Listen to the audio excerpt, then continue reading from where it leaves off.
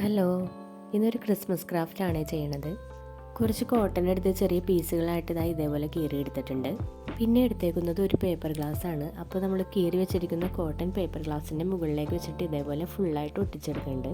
അതുപോലെ ചെറിയൊരു പ്ലാസ്റ്റിക്കിൻ്റെ ബോൾ എടുത്തിട്ടുണ്ട്. അതും ഫുള്ളായിട്ട് പഞ്ഞി വെച്ച് കവർ ചെയ്തെടുക്കുന്നുണ്ട്. ഇനി കുറച്ച് പേപ്പർ സ്റ്റാർസ് എടുത്തിട്ട് ഇതിൻ്റെ മുകളിലേക്ക് വെച്ചിട്ട് ഒട്ടിച്ചു കൊടുക്കുകയാണേ. ബോളിലും കൂടി ഇങ്ങനെ ഒട്ടിച്ചെടുത്തിട്ടുണ്ട്.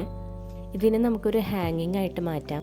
അതിന് വേണ്ടിയിട്ട് ഒരു സൂചി എടുത്തിട്ട് അതിലേക്ക് കുറച്ച് കട്ടിയുള്ള ത്രെഡ് കോർത്തെടുക്കാം. ത്രെഡ് പേപ്പർ ഗ്ലാസിൻ്റെ ഉള്ളിൽ കൂടി ഇങ്ങനെ കോർത്തെടുക്കാം.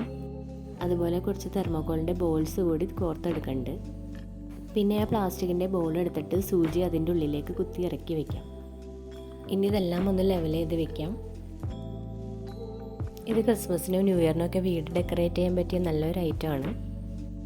അപ്പോൾ അടുത്ത വീഡിയോ ആയിട്ട് വീണ്ടും കാണാം. Thank you.